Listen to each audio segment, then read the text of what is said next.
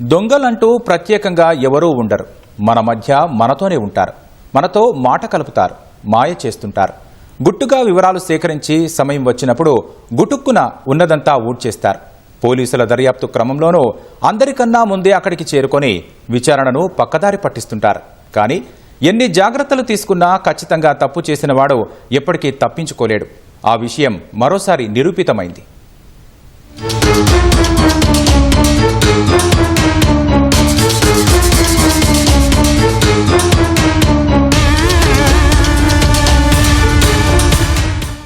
ఎన్టీఆర్ జిల్లా కొండపల్లిలో ఇటీవల వరుస దొంగతనాలు కలకలం రేపుతున్నాయి.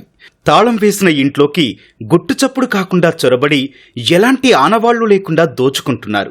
దొంగతనం జరిగిన తీరు చూస్తే ఖచ్చితంగా ఇది బాగా తెలిసిన వాళ్లు చేసిన పనేనని, కొత్తవారు కాదని పోలీసులు అంచనాకొచ్చారు. గత నెల 26 అర్ధరాత్రి కొండపల్లిలోని శాంతినగర్లో ఓ ఇంట్లో చోరీ జరిగింది.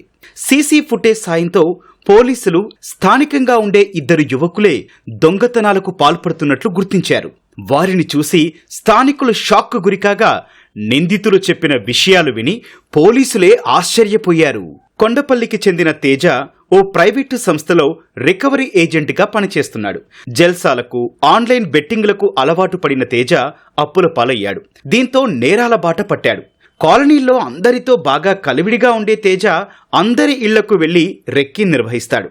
ఇరుగు పొరుగు వారితో స్నేహంగా ఉంటూ వారి వివరాలు, ఆస్తిపాస్తులు తెలుసుకుంటాడు. ఎవరెవరు ఎప్పుడెప్పుడు ఎక్కడికి వెళ్తున్నారో తెలుసుకొని అదును చూసి ఇంట్లో ఎవ్వరూ లేని సమయంలో దొంగతనాలకు పాల్పడుతున్నాడు.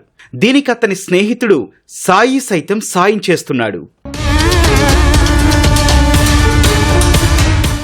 శాంతినగర్ కాలనీలో ఉండే సింధు కుటుంబం షిరిడీ వెళ్లగా ఆ ఇంట్లో తేజ, సాయి దొంగతనం చేశారు. సింధు భర్తకు తరచూ ఫోన్ చేస్తూ వారు ఎక్కడున్నారు, ఎప్పుడు ఇంటికి తిరిగొస్తారన్న విషయాలన్నీ కనుక్కొని మరీ చోరీకి పాల్పడ్డాడు.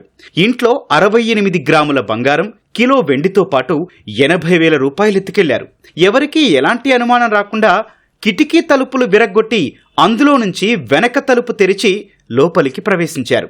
షిరిడీ నుంచి వచ్చిన సింధు కుటుంబం దొంగతనం జరిగినట్లు తెలుసుకుని పోలీసులకు ఫిర్యాదు చేసింది. పోలీసులు వచ్చి దొంగతనం జరిగిన తీరు పరిశీలించేప్పుడు అక్కడే ఉన్న తేజ వారితోనూ మాటలు కలిపి విచారణ జరుగుతోన్న తీరు తెలుసుకున్నాడు. కానీ సింధు ఇంటి వెనుక ఉన్న సీసీ కెమెరాలు దొంగలను పట్టేశాయి. ఇంటికి రాగానే ఫ్రంట్ డోర్స్ ఓపెన్ చేసేం లేవు, బ్యాక్ డోర్స్ మాత్రం ఓపెన్ చేసి కిటికీని బ్రేక్ చేశారండి. మా హస్బెండ్ బీరువా ఓపెన్ చేసి చూస్తే అన్ని ఎంటీ బాక్స్లే ఉన్నాయండి. గోల్డ్, సిల్వర్, మనీ కూడా పోయాయి చాలా. మా వారు షిరిడీ వెళ్ళాక అసలు మాకు వాళ్ళు టచ్ కూడా లేరు. కానీ ప్రతిదీ అప్డేట్ తీసుకున్నారు మా వారి నుంచి. అయితే ఊర్లో లేరా, ఎక్కడికి వెళ్ళారు, ఎప్పుడు వస్తారు, ఎలా వెళ్ళారు అవన్నీ అయితే అప్డేట్ తీసుకున్నారు మా వారి దగ్గర.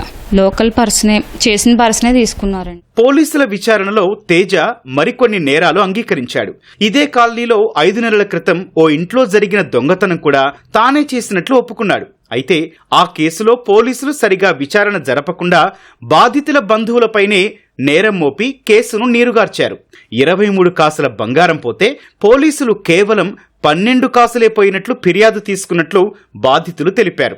అప్పు అడిగితే ఇవ్వలేదన్న కోపంతోనే ఆ ఇంట్లో తేజ దొంగతనం చేయడం గమనార్హం.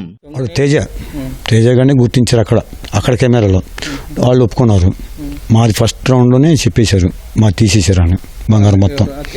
తేజ వాళ్ళు చెప్పేశారు, సాయి అనే కుర్రోడు వీళ్ళిద్దరు చెప్పేశారు మొత్తం. శాంతినగరే మనలోనే తిరుగుతుంటాడు.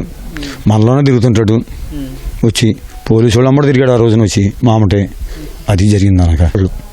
హైదరాబాద్ వెళ్ళి 4 రోజులు ఉండి తిరిగి వచ్చేటప్పుడు 12ంటికి మాకు ఇలా దొంగతనం జరిగిందని కబురు చెప్పారు. ఇలా జరిగిందండి. 5 నెలలు అయిందండి జరిగి. పోలీసులు వచ్చారు, అన్నీ రాసుకెళ్లారు. మేము పోలీస్ స్టేషన్ చుట్టూ తిరుగుతున్నాం. మా ఇంటికి మళ్ళీ పోలీసులు నేను ఫోన్ చేస్తానే ఉన్నానండి, ఏ రెస్పాన్స్ లేదు. 23 కాసులు పోయిందండి బంగారం. మా తమ్ముడు కాల్ చేసి చెప్పాడు మాకు, ఇలా డోర్స్ పలక్కొట్టేసి ఉన్నాయి, కిచెన్ డోర్ అంతా పలక్కొట్టేసి ఉన్నది, ఇంట్లో బీరో ఓపెన్ చేసి ఉంది, తాళాలన్నీ ఓపెన్ చేసేసి గోల్డ్ అంతా తీసుకెళ్ళిపోయారు, సిల్వర్ అంతా తీసుకెళ్ళిపోయారు, ఏమేమి ఉన్నాయో లేవో తెలియదంటే మేము ఓపెన్ చేయమంటే చేసి చూపించాడండి. వీడియో కాల్లోని చూపిస్తే మొత్తం అన్నీ ఖాళీ అయిపోయి ఎంటీ బాక్సెస్ పెట్టున్నాయండి, గోల్డ్ ఎంటీ బాక్సెస్ అన్నీ. ప్రాసెస్ జరిగిందంతా 5 months అవుతుంది. ఇంతవరకు మాకేం గోల్డ్ రికవర్ అయితే అవ్వలేదండి. పోలీసు వాళ్ళని కూడా మేము కలుస్తూనే ఉన్నాను, రిక్వెస్ట్ చేస్తూనే ఉన్నాము. వారికి ఫిర్యాదు చేసి కూడా ఏ రోజైతే జరిగిందో ఆ రోజే ఫిర్యాదు చేశామండి. ఎప్పటికప్పుడు మా వారు కనిపిస్తూనే ఉన్నారు పోలీస్ స్టేషన్కి వెళ్ళి. మేమైతే అడుగు పెట్టలేదు అక్కడికి. ఇంకాను మేము వెళ్తామంటే కూడా మా వారు వద్దులేండి, ఇంకా వాళ్ళు చూస్తా అంటున్నారు కదా అని చెప్పి అంటున్నారు. ఇంతవరకు మాకు వాళ్ళ తరపు నుంచి అయితే మాకు ఏ రికవర్ అయితే రాలేదండి.